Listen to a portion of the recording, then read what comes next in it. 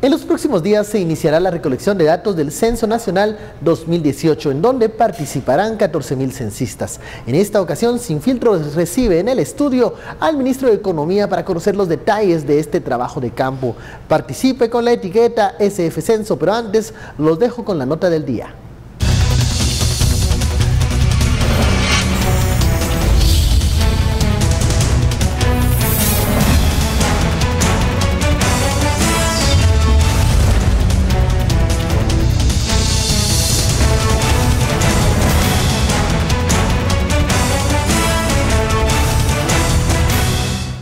El próximo lunes 23 de julio se dará el banderazo para iniciar con el Censo 2018, un proceso que no se realizaba desde el 2002.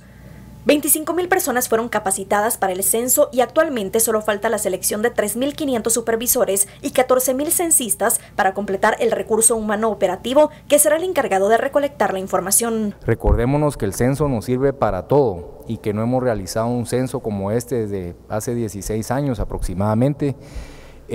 Nos permite saber cuántos somos, nos permite tomar decisiones, permite realmente que todos los sectores podamos justamente desde el lugar donde estemos definir una estrategia, definir una hoja de ruta y sobre todo medir avances de todo tipo, desde políticas públicas hasta términos de negocios privados que obviamente toma el sector privado los datos de un censo como este para tomar decisiones. Todo el material fue enviado en 13.980 cajas a las cabeceras departamentales y municipales.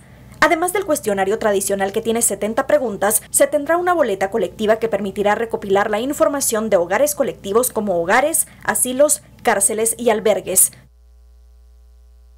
Bienvenidos a Sin Filtro, la etiqueta de la noche, SF Censo. Hablaremos de esta recolección de datos que inicia el lunes, en donde usted ya vio la nota, 14.000 censistas van a ser los encargados de llevar estos cuestionarios casa por casa para conocer cuál es la realidad de Guatemala. De eso hablaremos esta noche. Para ello tenemos la presencia del ministro de Economía, Cisclo Valladares Urruela, con nosotros. Muy buenas noches, ministro. Muy buenas noches, Ben. También nos acompaña su gerente técnico del INE, Freddy Gómez. Muy buenas noches. Muy buenas noches. Y nos acompaña nuestro analista Edgar Ortiz también para acompañarnos en la conversación. Buenas noches, Edgar. Siempre es un gusto. Comencemos con la definición o el mensaje central que quiere llevar el Ministerio de Economía a puertas de realizarse esta actividad de censo. ¿Cuál es el punto más importante o el mensaje central, ya que comenzamos el lunes este trabajo de campo? Ministro. Muchas gracias siempre a Sin Filtro, gracias a Guatevisión. La verdad es que es un proceso que es nuestro, es un proceso que es de todos los guatemaltecos, tenemos que aprovecharlo, nos tenemos que adueñar de este proceso, porque no es un tema del gobierno. La verdad es que si fuera un tema del gobierno no se ha hecho en 16 años, ahorita tenemos la responsabilidad todos de sacarlo adelante y realmente el mensaje central es que le abramos la puerta al censo, que ayudemos a los censistas, a estas 14.000 personas que estarán llegando a nuestros hogares, que estarán recopilando todos estos datos que son tan importantes para tomar decisiones en Guatemala. No se ha hecho en 16 años, nos sirve para todo y realmente cómo avanzar en políticas públicas, en proyecciones, si no tenemos datos estadísticos certeros.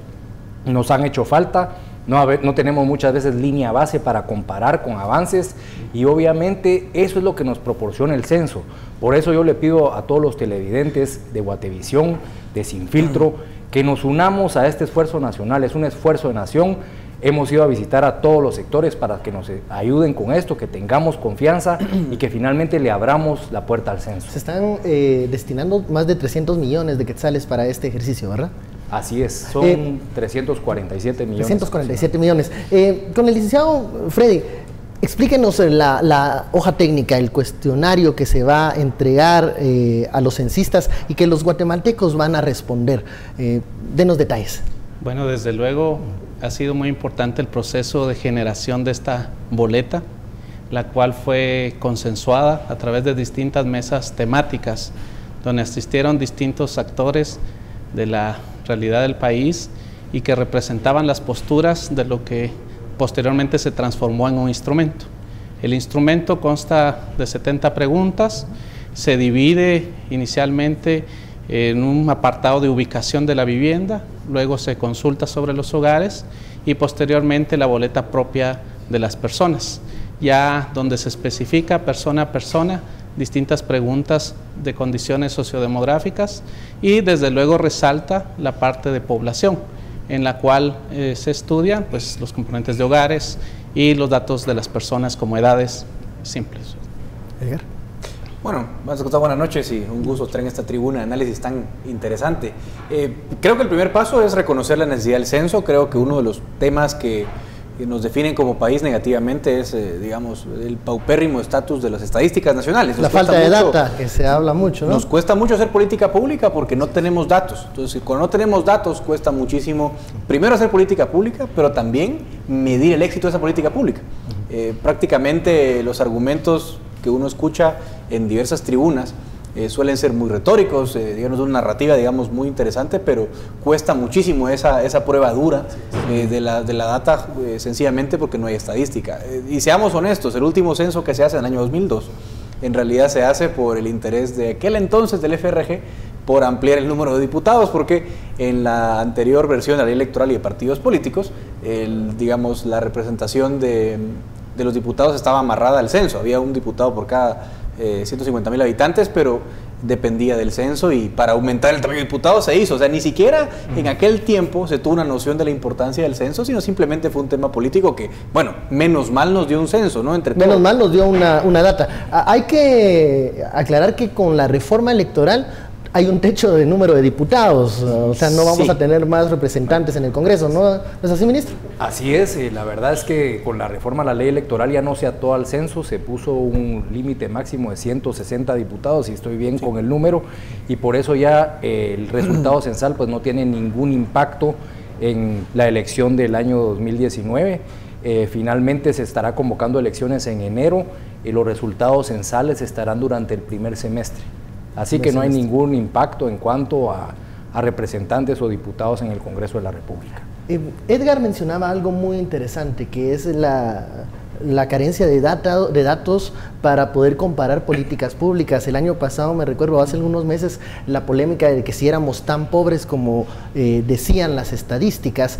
¿Cómo vamos a garantizar la transparencia de la recolección de estos datos para que los analistas puedan estudiar estos números, compararlos y servir para tener mejores herramientas para medir estas políticas públicas? Bueno, gracias. Licenciado.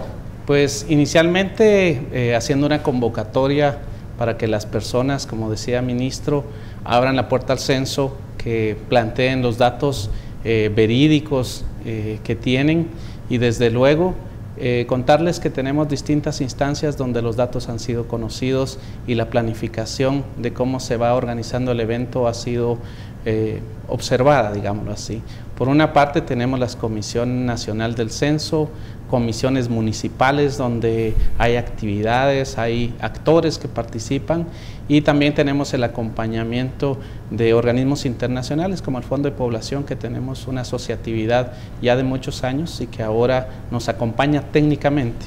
Han venido misiones internacionales de distintos institutos de la región, institutos estadísticos desde luego, y también vamos a tener esas misiones también acompañándonos en el operativo censal, supervisando. Pero lo más importante es que sean las personas que vean la amplia participación que se va a tener y que obtengamos los mejores datos posibles en un operativo de campo que ya está por iniciar. Edgar, una pregunta, ¿cuál es el reto más importante para las autoridades en este momento al inicio de esta recolección de datos, de este censo? Bueno, yo creo que al final el reto es que llegue a buen puerto el censo, ¿no? Porque al final de cuentas el resultado es lo que interesa. Hay muchísimos retos de varios tipos, por ejemplo, capacitaciones, o que seguramente lo tienen, pero digo que es parte de la complejidad, tener encuestadores que hablen los idiomas mayas en diversos lugares.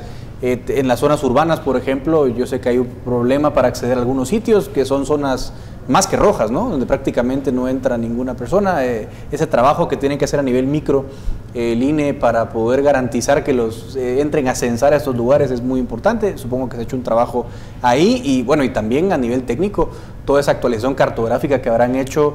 No sé, tal vez ahí nos puede ampliar un poco más Freddy, que está dentro del INE, porque esa actualización cartográfica fue muy importante en esa fase para poder llevar a cabo el censo. Y creo que son unas partes técnicas interesantes, quizás no tan visibles para el público general, pero que me parecen a mí fundamentales para que este proceso sea exitoso. ¿Esta ampliación de la cartografía, licenciado? Sí, el operativo de campo tiene la dificultad de saber cuánto es la carga de trabajo que puede llevar un censista. Y en consecuencia es recomendable un proceso de planificación, que es hacer una visita para un conteo preliminar de viviendas. Todo esto ya lo hizo el país, invirtió recursos como parte del presupuesto que mencionaba, señor ministro, y durante los meses recientes se concluyó la actualización cartográfica. Hoy contamos no solamente con un conteo de viviendas, sino que tenemos con una nueva modalidad, que es que tenemos una actualización cartográfica digital y que va a estar disponible en su momento después de que tenga sus fines censales para toda la población. Va a ser una de las innovaciones que este censo va a traer y que va a dejar, que vale la pena resaltar que son inversiones estratégicas del Estado. Bueno, la información es cara ahí. La información es cara, claro que sí. Vamos a la primera pausa, la etiqueta de la noche, SF Censo, volvemos.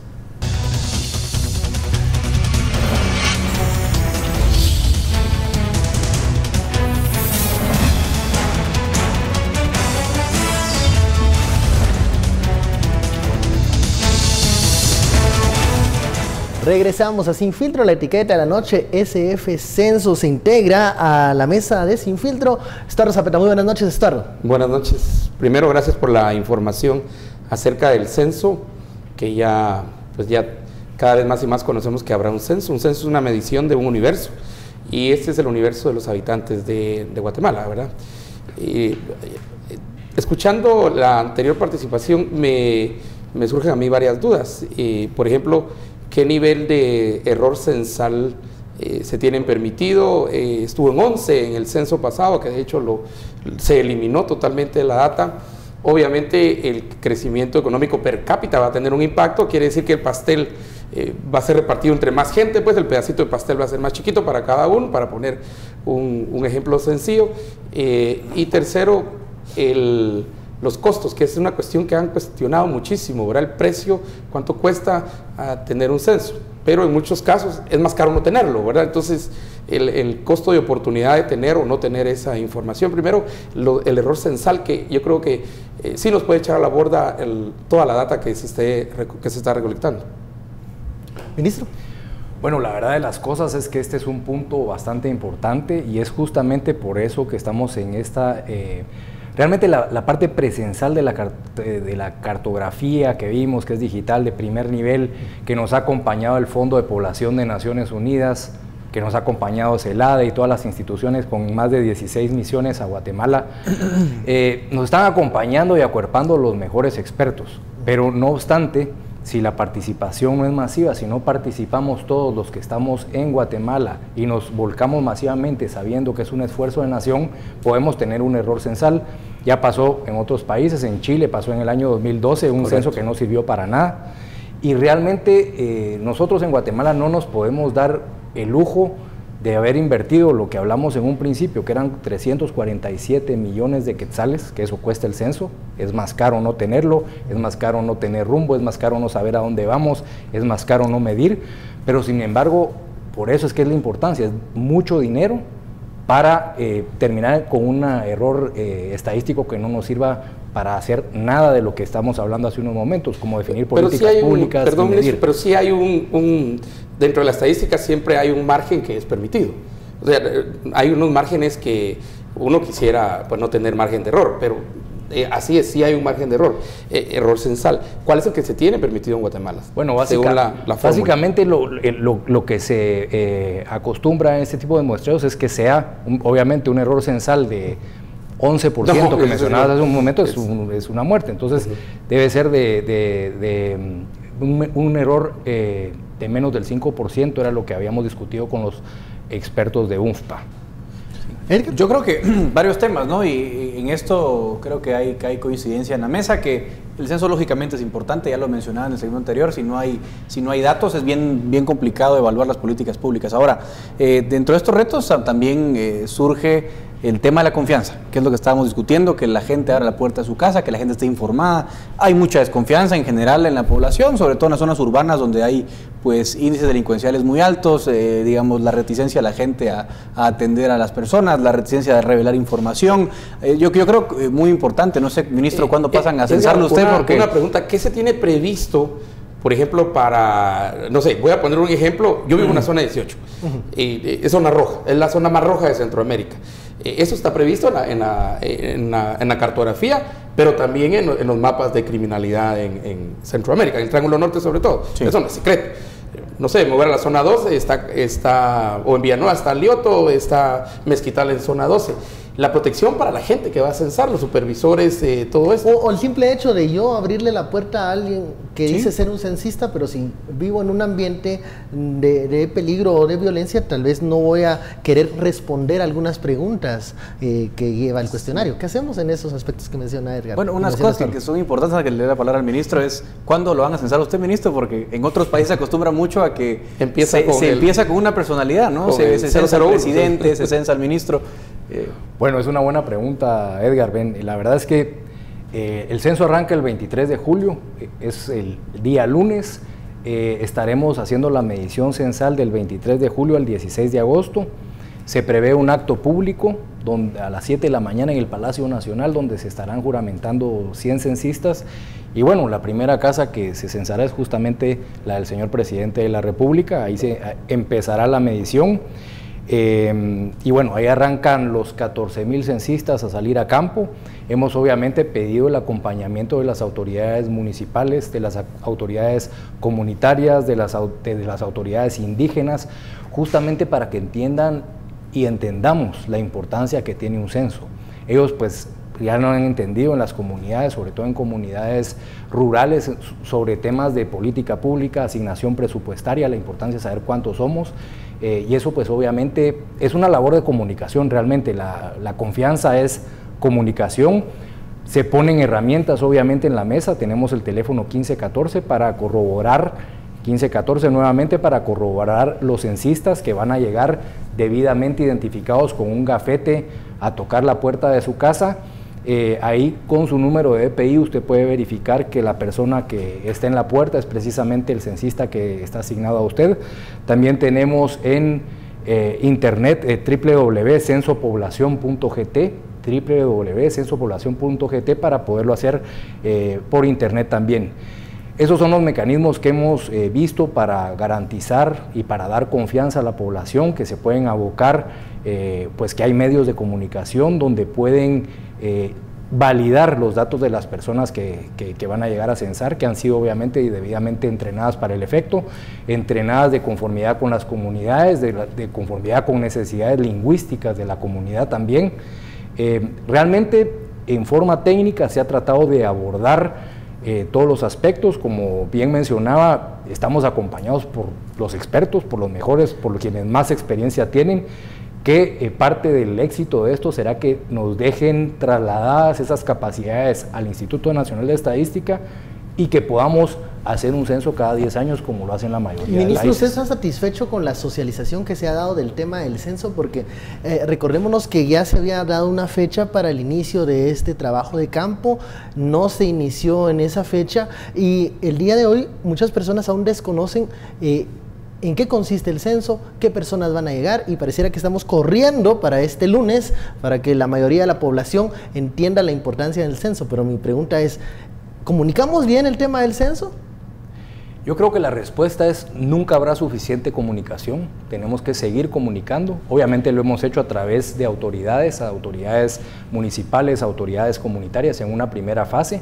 Luego viene la campaña mediática de ábrele la puerta al censo o abramos de la puerta al censo, que es lo que estamos viendo en medios en las últimas semanas, incluso en tiempo del Mundial, que es tiempo prime, donde mucha de la población estaba alerta a esta campaña.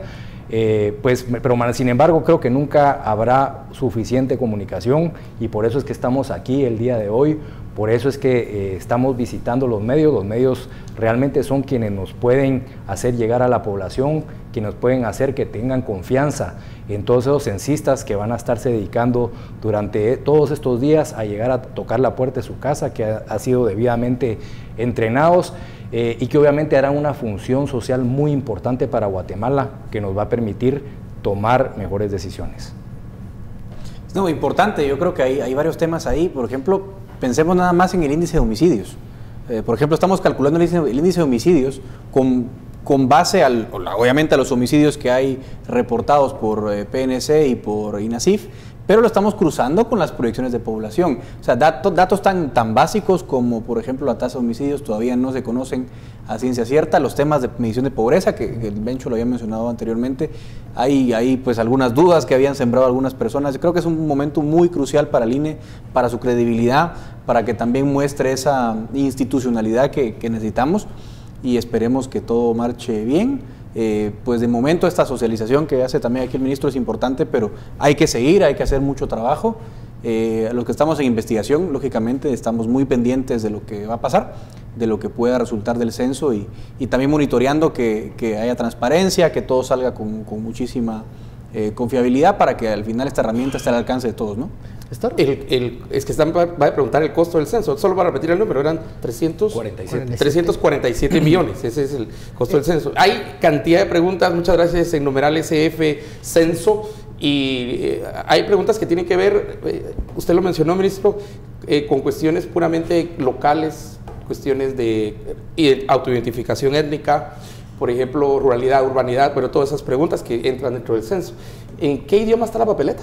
¿En cuál idioma? Bueno, está en español, está la papeleta, y obviamente tiene la facilidad del censista de hablar en el idioma de la familia a quien estará visitando. O sea, esos son censistas locales. Correcto. Digamos, si son quichés, hablan quichés, si son sutugiles, hablan sutugil. Así es. Ellos van a estar haciendo una función de, yo no dijera traducción, pero de interpretación de la pregunta a la persona censada. Es correcto, se le estará preguntando en su idioma, pues, obviamente materno, y sí se ha identificado la etnicidad y la cultura de la región para justamente que sean personas de la localidad, por el mismo tema de confianza, quienes lleguen a tocar las puertas. ¿El tema de la etnicidad va a ser autodeterminación?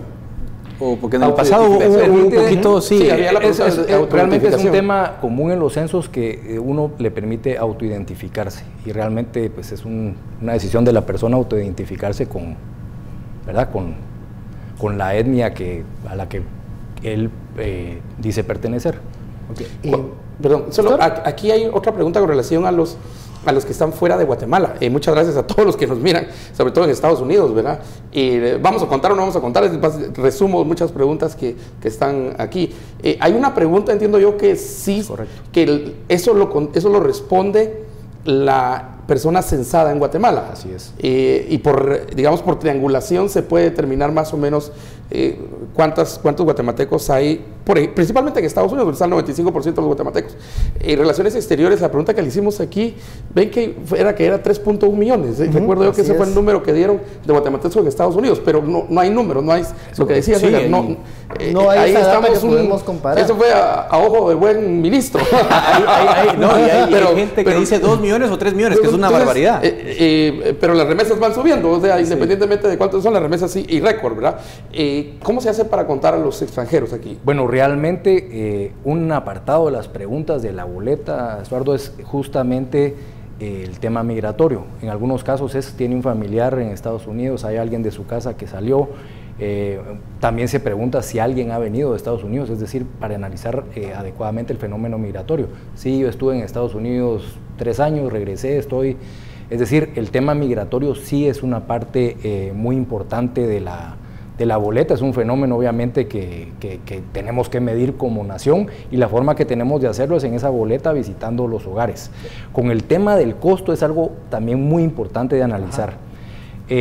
Los 347 millones es mucho dinero, pero es menor al promedio que tiene el costo por persona en Latinoamérica. Guatemala, con este costo estaríamos en $2.71 por persona censada. Realmente lo que nos han compartido estas entidades internacionales como UNFPA y CELADE es que el costo promedio en América Latina es más alto, 3.5 a 4 y tantos dólares. Entonces, sí, sigue siendo un montón de dinero, pero obviamente se ha hecho lo más eficiente que se ha podido hacer. Una boleta que integra 70 preguntas, según la información del INE, la duración de censar a una familia será de unos 50 minutos, eso se calcula. Y bueno, ministro, nosotros le deseamos el mejor de los éxitos en esta titánica tarea, es muy importante y queremos tener datos, queremos tener esa transparencia y la certeza de qué situación están los guatemaltecos. Gracias por esta entrevista, vamos a la pausa.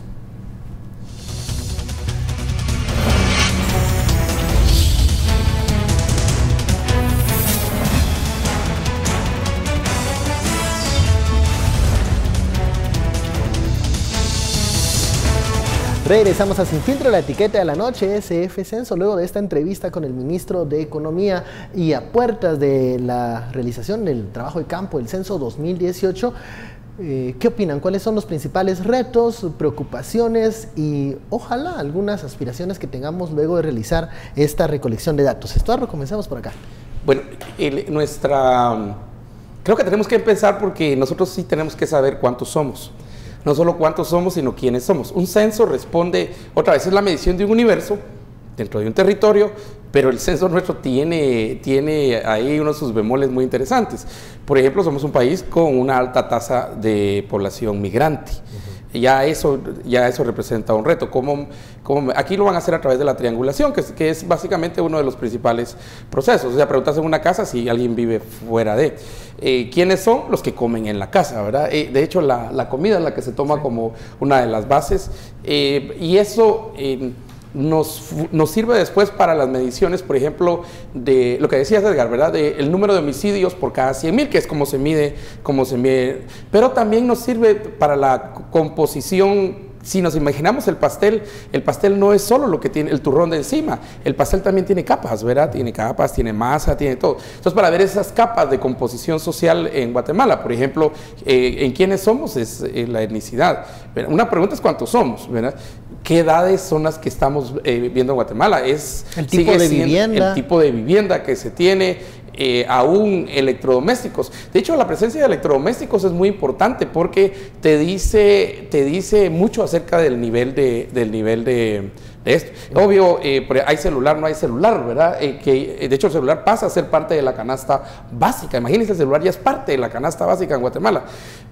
Sí, una preocupación para mí, pero miren, la verdad, y no la podemos falsear, es que precisamente ayer fue que ya salió la noticia que la revisión del crecimiento económico será hacia la baja por el Banwat a 3.1. Empezamos en 3.8, entre 3 y 4, 3.4, 3.8, hubo revisión. De hecho, el ministro estaba precisamente en la presentación, en la siguiente medición que hará Banco de Guatemala. Eso quiere decir que el pastel es más chiquito, pero la cantidad de patojos que vinieron, se trajeron al primo, a la tía, toda la familia, solo invitaron un patojo y se vino con toda la familia. O sea, es más gente, pues, o sea, el pedacito que le va a tocar a cada uno es más pequeñito. Eso se llama, era el ingreso y el ingreso per cápita. Entonces, pero esa es la verdad y yo creo que tenemos que siempre irnos con números.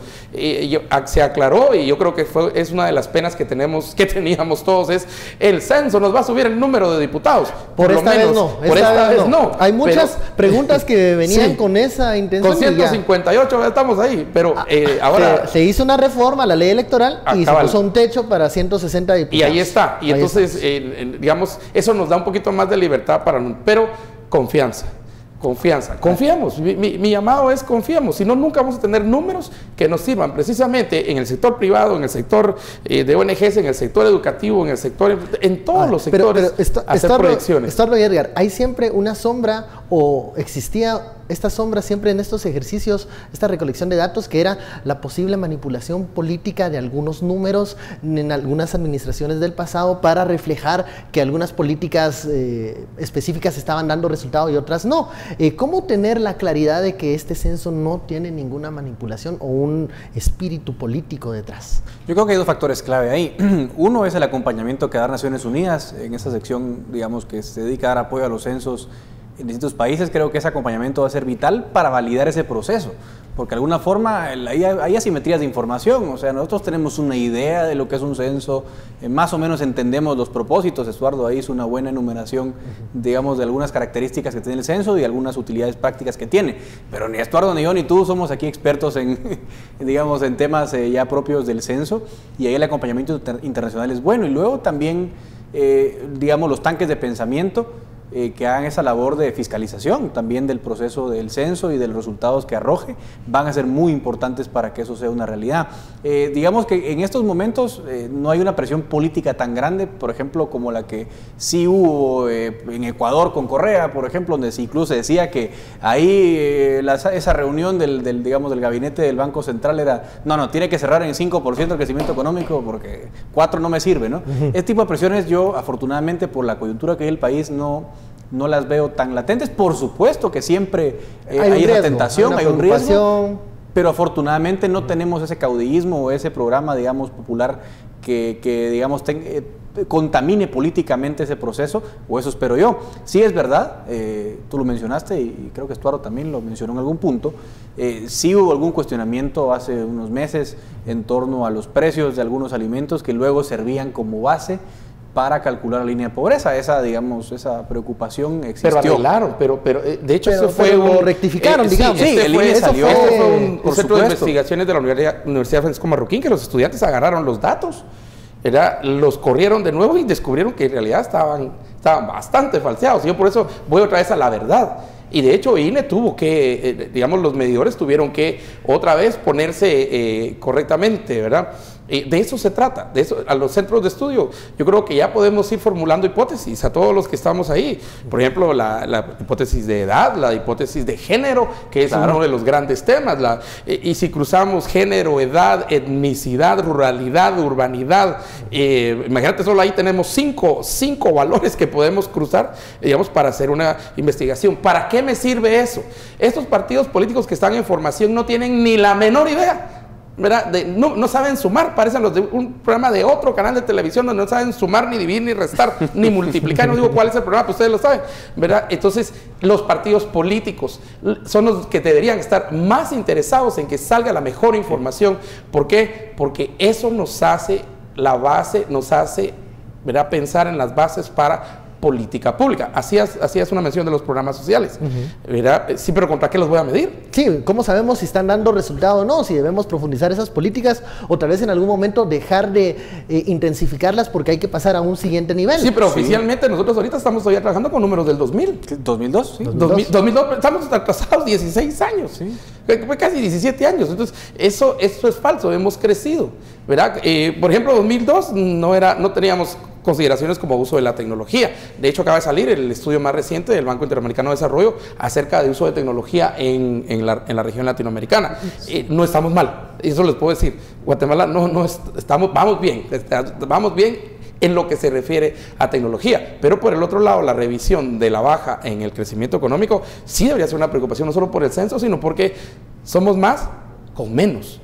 Para decirlo bien sencillo. Hay dos preguntas que nos llegan acá con la etiqueta SF Censo que se repite. Una es, ¿se vale? O algunas preguntas dicen, ¿qué pasa si no doy cierta información que considero delicada, digamos? ¿O qué va a pasar con los datos que recolecte INE? Y la otra es, ¿conviene tener un ejercicio de censo tan cercano a las elecciones, hablando un poco de la temporalidad, pero que cuándo va a ser el tiempo ideal para un censo? En abril pues estaba cerca la consulta popular con Belice, entonces bueno, se decidió que se iban a apartar esos temas, pero realmente temporalidad y uso de datos que vamos a proveer son dos preguntas que acá los usuarios de redes sociales repiten.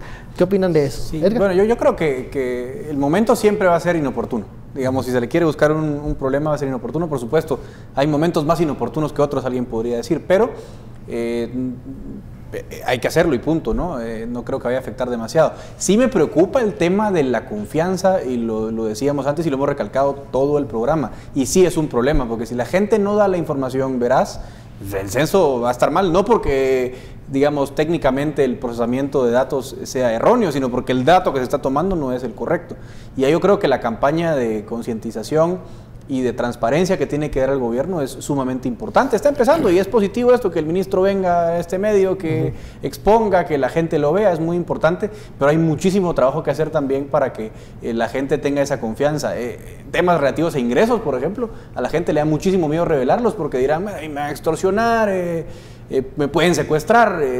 Son realidades que vivimos como país y yo pienso que esa va a ser la parte más delicada del censo, para realmente convencer a la población de que ese dato sea certero. Es sumamente importante que esa información llegue, porque la gente siempre se queda con el censo, con el número, pero ahí Estuardo lo explicaba bien. No solo es el número, es que queremos ver la caracterización de la población. Si es urbano, rural, qué acceso a qué bienes tiene, agua, luz, ingreso, letrina, etcétera. Todo eso es muy importante. Por eso digo que la confianza es aquí la piedra angular de todo este proceso. Pero mira, preguntabas del tiempo. Mira, es que el tiempo correcto del censo es cada 10 años. Sí. Nosotros vamos 8 atrasados. Mejor dicho, 16 atrasados. Imaginemos qué ha significado ese tiempo. Mira, si nosotros, nos ha significado que nuestros cálculos económicos no son los mejores. Ya ponías el ejemplo de la canasta básica.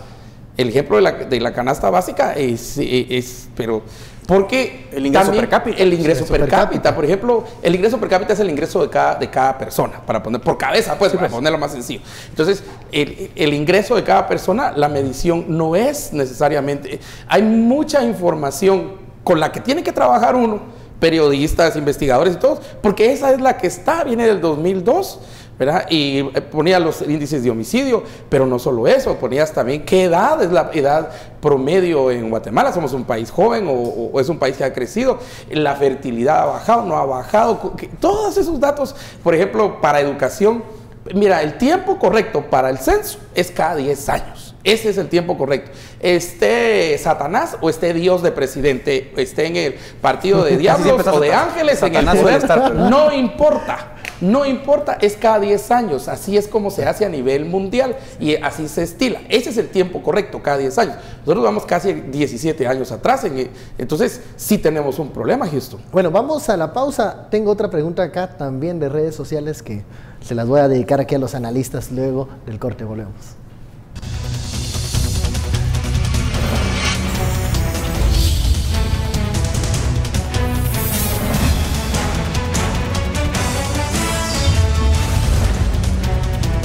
Regresamos a Sin Filtro, la etiqueta de la noche, SF Censo. Tengo otra pregunta acá que también llega con la etiqueta y nos hace referencia a la autoidentificación. En esta pregunta de usted, ¿a qué etnia pertenece? Dice la usuaria de redes sociales, ¿qué pasa si yo digo que soy mestiza aunque sea indígena?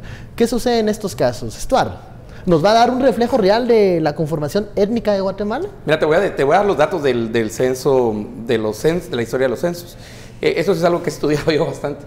Por ejemplo, los censos revelaban un 62% de población indígena. En el censo del 2002, curiosamente, baja el número, baja 42, 43. O sea, tuvo una baja de 20 puntos, ¿verdad?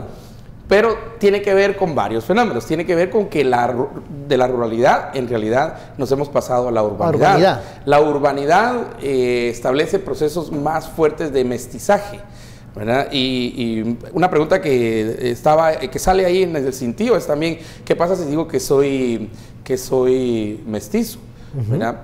Eso es lo que va a apuntar el censista. Eso él lo va a apuntar. Ahí quien está falseando la información no es el censista. Aunque también en el 2002 me contaron varios casos y ya lo hacía referencia a que el censista miraba, ¿verdad? ¿Y usted qué es? Yo soy ladina, decía la señora. Pero tiene corte, no, le voy a poner indígena, porque eran solo dos opciones, ¿verdad? Era solo indígena, creo que era la indígena ladino en esa papeleta ya de tantos años. Y entonces lo que hacía era el censista determinaba quién era qué. Y curiosamente cuando uno hace el cruce con género, es que pusieron todos a la mayoría de hombres, digo 98% de hombres como ladinos. Entonces, hay mucho con la autoidentificación. Mucho de esto va a depender de lo que yo diga. Y ojalá siempre dependa de lo que yo diga, porque esos son los datos al final que vamos a medir. Si alguien no está diciendo lo correcto, el censista no tiene por qué corregirle la plana. Sí, pero a no ser que sea algo tan obvio, pues, ¿verdad? Digamos que la señora diga que es hombre y el hombre diga que es mujer. Pero digamos que sea tan obvio. Pero esos son datos que digamos, están menos sujetos a discusión por la evidencia, pero la autoidentificación tiene eso. Ojo que la autoidentificación está también, la capacidad que tengo de autoidentificarme étnicamente está protegida también por la Carta de Naciones Unidas de Pueblos Indígenas y están los acuerdos de paz también, en el acuerdo 5 sobre identidad y derechos de los pueblos indígenas, está en el convenio 169, el derecho que cada persona tiene a la autoidentificación. ¿Qué pasa con este tema que nos consultan? Bueno, yo pienso que al final hay que entender también que ahí no hay respuestas correctas o incorrectas, en el sentido de que recordemos que hay un prejuicio, ¿no? De que digamos un prejuicio racial, ¿no? De que que se tiene que definir por las características físicas de la persona, por su ADN. No, o sea, eso es una cuestión también cultural. La etnia abarca más aspectos, además, digamos, del aspecto físico que uno pueda tener. Entonces, si una persona culturalmente se identifica como quechí, como quiché, pues esa va a ser la respuesta que esta persona dé y lo que va a consignar el censo. Si una persona, aunque su apariencia sea distinta, digamos, blanco, y dice, mire, yo me identifico quechí porque nací en Cobán, hablo quechí, bueno, eso se tiene que respetar. La pertinencia, digamos, no se relaciona únicamente con el aspecto físico. Creo que eso es bien importante resaltarlo y por eso digo... Y que debe haber un respeto por parte del censista hacia eso. Por supuesto, y eso es lo importante, ¿no? Bueno, damos paso al segundo tema de la noche, que ya lo hemos abordado otros días acá en Sin Filtro, pero sigue generando repercusiones, y es la insatisfacción en las filas de la Policía Nacional Civil, pero este día se realizó un desfile en celebración del aniversario de las fuerzas de seguridad. Veamos la nota. Estas son algunas fotos enviadas por agentes de la Policía Nacional Civil de distintas comisarías en todo el país, donde dejaron plasmado su inconformidad ante las autoridades de gobierno por el incumplimiento de su aumento salarial y mejoras en las estaciones policíacas. En medio de estas críticas, se llevó a cabo el desfile policíaco. Los agentes que efectuaron el desfile de las distintas unidades fueron observados por Jimmy Morales y el ministro de Gobernación, que no explicaron en ningún momento del por qué no se realizará este aumento. Los quiero felicitar porque soy el primero en reconocer que por alguna razón el Estado no les ha dado las herramientas y los instrumentos, el equipo, las edificaciones y todo lo necesario para que ustedes puedan hacer bien su trabajo. Desde la administración pasada y también con el actual ministro, hemos estado luchando para poder construir mejores comisarías y subcomisarías. Durante el recorrido y presentación de las unidades, los murmullos fueron evidentes de los agentes de PNC. Con voz baja indicaban que querían su aumento salarial. Siéntanse orgullosos cada uno de ustedes por el trabajo que desempeñan, sea administrativo, sea operativo, sea investigativo. La sociedad guatemalteca necesita de ese compromiso. Muchos de los agentes de la Policía Nacional Civil que desfilaron por días estuvieron presentes en la emergencia del volcán de fuego. En su mayoría han tenido que comprar de su propio salario nuevas botas y uniformes. Por una Guatemala en paz, en cámara, Luis Arché, reporta para Noticiero Guatevisión, Alberto Cardona. No era la nota de este desfile que recorrió las calles del centro histórico. Reportaba Alberto Cardona que recogía algunas expresiones de inconformidad dentro de las filas de la PNC. Estuardo, comencemos por acá. Este tema ya lleva algunos días, vemos las respuestas del presidente, un reconocimiento a la falta de este apoyo que han tenido las fuerzas de seguridad, la respuesta también del ministro que hace un llamado a la unidad, a la PNC. Incluso hoy por la mañana en un programa radial dio declaraciones el ministro Degenhardt, donde minimiza estos roces al interno de la policía. ¿Cómo está moviéndose el gabinete y el ejecutivo sabiendo y reconociendo que hay malestar entre bueno, los policías. Yo creo que el presidente, de hecho anoche, ya van 3 días de discusión del tema aquí, desde el lunes estamos con este tema, pero creo que hoy miércoles el presidente hizo lo correcto, ¿ya? Y creo que aplacar un poco los sentimientos que hay dentro de la policía, no solo por el aumento es como el principal caballo de batalla, pero no es lo único, que hay condiciones también de trabajo, condiciones también, digamos, simple y sencillamente donde dormir, baños, alimentación, turnos largos, es una serie de condiciones que sí tiene que tomar en cuenta el ministro y luego también el presidente. Creo que el presidente es un reconocimiento correcto, ¿verdad? Que no se ha cumplido, que se ha fallado en dar precisamente esas condiciones, porque el presidente entenderá que hay una máxima también en seguridad: quien da la misión da los medios, ¿verdad? Quien asigna la misión también provee los medios, y yo creo que aquí se ha asignado la misión pero no se ha dado los medios, y eso es lo que se tiene, tiene el descontento dentro de la PNC. Ojalá que ese sea el inicio de una discusión ahora para ir a discutir lo del aumento, una discusión acerca de por qué se quitó. El mismo ministro ayer ya dijo que en realidad no se había quitado, que se va a discutir, se va a negociar, pero mientras eso pasa, cuidado, porque el tiempo del descontento va creciendo.